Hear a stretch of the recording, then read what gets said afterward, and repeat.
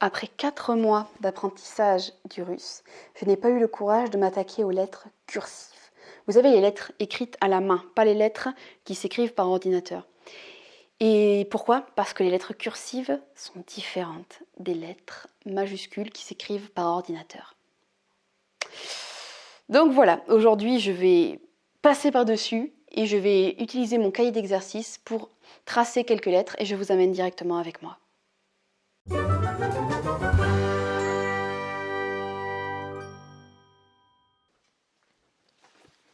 Je réalise des exercices avec petit cahier d'écriture en russe de la marque Larousse, les éditions Larousse. C'est un petit cahier qui m'a été offert pour mon Noël par ma cousine.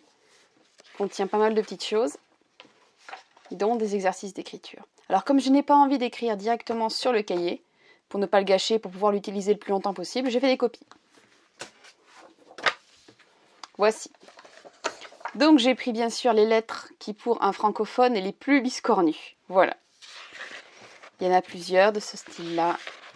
Et nous allons faire les exercices ensemble. La première lettre, c'est le G. Le son J. Donc ça se compose d'une espèce de C vers la gauche, d'un C vers la droite et d'un petit éclair au milieu. Voilà, c'est comme ça que j'arrive à me souvenir de la particularité. Donc le C se fait comme ça.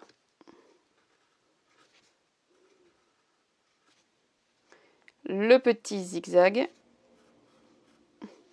J'ai l'impression de retourner à l'école. Bien que moi, je n'ai pas appris avec des trucs comme ça.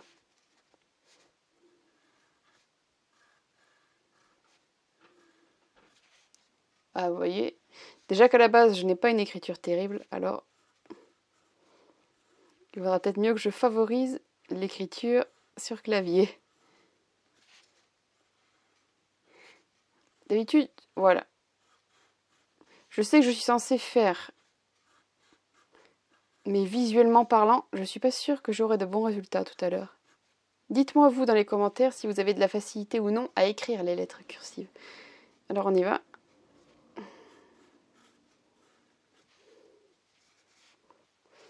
Ouais, c'est pas évident. Hein.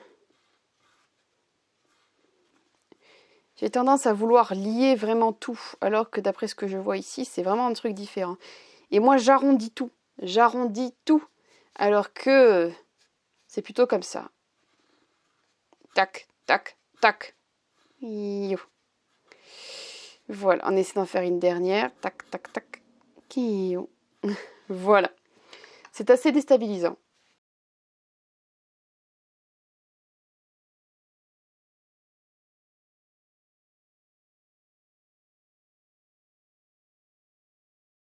Voilà. Alors, la lettre G, je mets un peu trop d'arrondi, mais sinon, à part ça, elle fonctionne quand même assez bien. Si vous êtes pratiquant de la langue russe et que les cursives, c'est vraiment votre truc, mettez-moi vos conseils en barre d'infos. Je suis vraiment preneuse de tout ce que vous pourrez me donner. L'autre lettre que je voulais travailler avec vous, c'est le M. Donc, ici, ça fonctionne bien, mais ici, ça me rappelle un petit peu le M majuscule qu'on m'apprenait à faire à la main quand j'étais à l'école. Mais beaucoup plus profond que ça. D'habitude, le M français est un M un peu plus... Voilà, un peu plus proche de ça.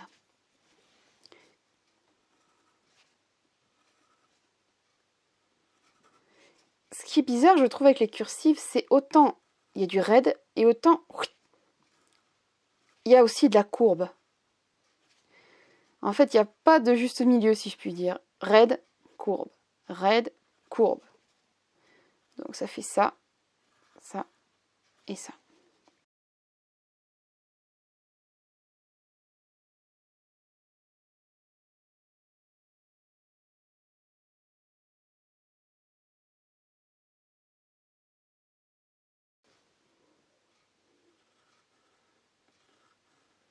Voilà, avec un crayon un peu plus affûté. Je vais avoir du mal.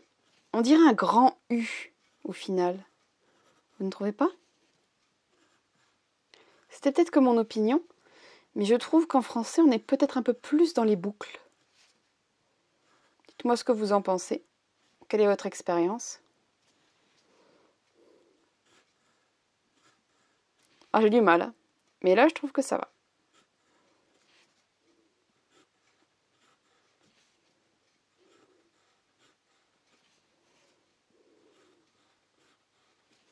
Et puis là, il y a 2 lignes, alors qu'en France, on apprend avec des interlignes différentes.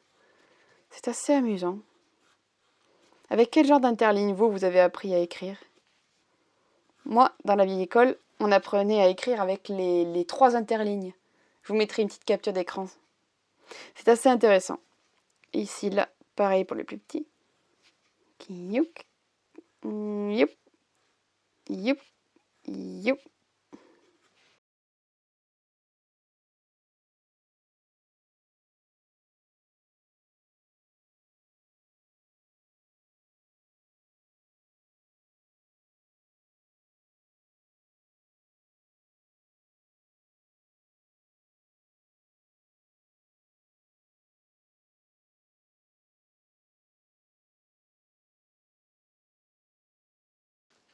Une autre lettre que je voulais voir avec vous, c'est le T. Alors le T, comme ça nous va très bien. Mais c'est comme ça que ça devient un peu plus problématique. C'est vrai qu'en tant que francophone, je me demande pourquoi est-ce que je vais mettre 2 barres en plus à mon T, et pourquoi surtout je l'écrirai comme un M minuscule. C'est là où je pense que ça va être le plus dur de se souvenir. Mais bon, on essaye quand même de pratiquer. Ah, déjà je suis pas... Voilà, du haut vers le bas, du haut vers le bas, du haut vers le bas, du haut vers le bas, du haut vers le bas. Ça déjà... C'est vrai qu'en tant que droitière, j'aurais plutôt tendance à faire... Ouais, bon, on va voir ça. Alors, du haut vers le bas, du haut vers le bas, du haut vers le bas, du haut vers le bas, du haut vers le bas, du haut vers le bas, et voilà.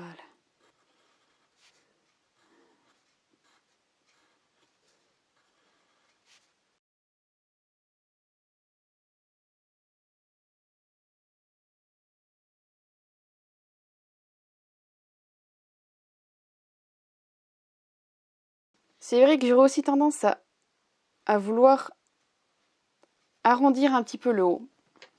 Faut que j'arrête mes arrondis, moi. Et là, ce que je trouve bizarre, c'est qu'il faut d'abord faire la barre vers le bas, et après on repart.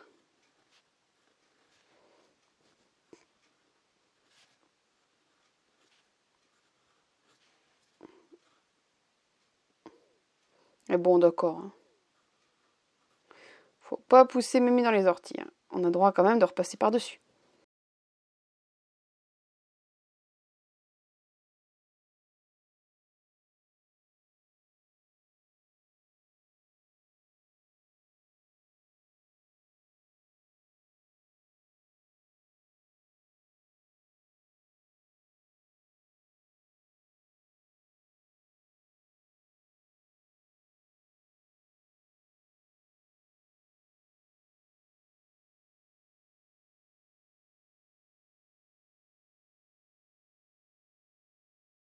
Regardez-moi cette lettre, le F. Alors le F, quelle que soit sa forme, il ne ressemble pas du tout au français. Et je ne saurais pas trop comment le décrire, quelle que soit la forme ici. Bon, allez hop, c'est parti. Un C, un C, un C.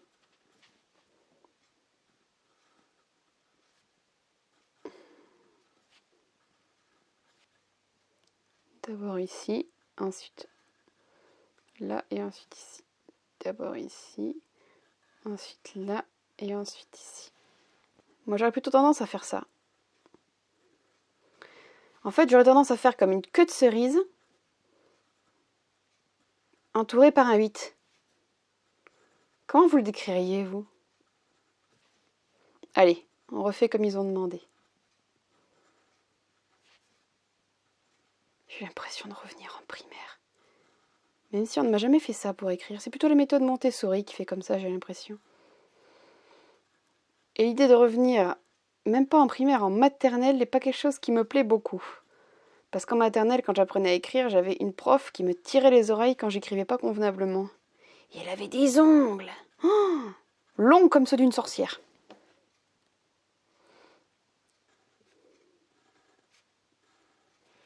Et hop, cette fois-ci c'est dans l'autre sens. On peut même pas faire le rond dans le sens qui nous va. Allez, vaille. Ah, désolé, hein, mon rond, je le fais dans le sens qui me va.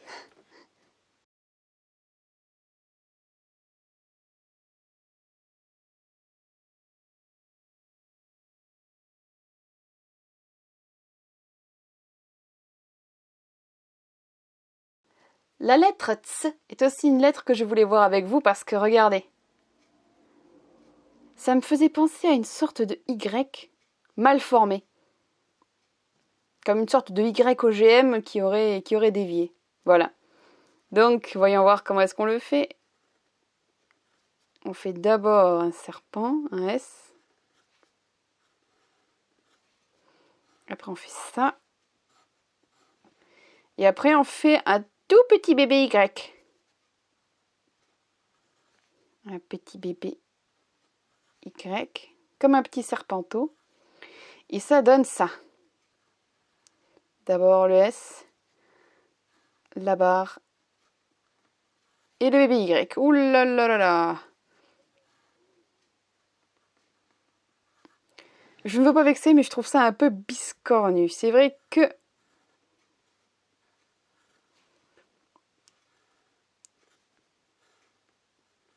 les russophones, pour eux, ça doit être tout à fait logique. Et s'il y a des russophones qui écoutent cette vidéo, mettez-moi dans les commentaires ce qui pour vous est illogique dans l'alphabet latin. J'avoue que le retour, je trouverais ça extrêmement intéressant. Vu comment je galère avec vos lettres cursives, c'est un truc de fou.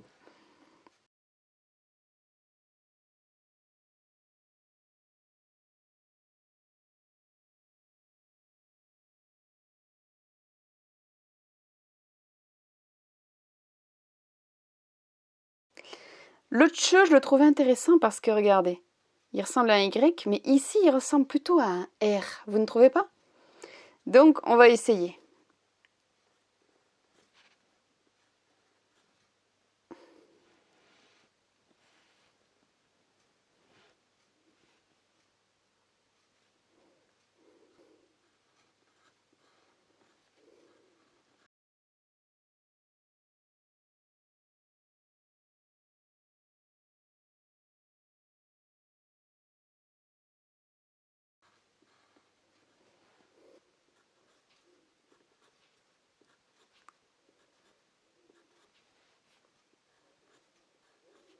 Et le petit R.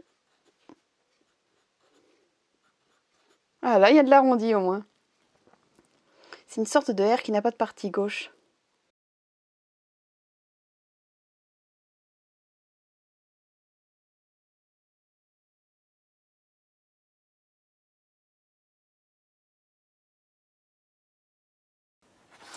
Dites-moi vous, quelles sont les lettres que vous avez eu le plus de mal à apprendre au niveau des cursives. Vraiment partagez vos idées, vos commentaires, vos conseils pour apprendre à écrire les lettres cursives russes. Je suis preneuse de tout et je vous souhaite le meilleur dans votre apprentissage de la langue russe. Пока!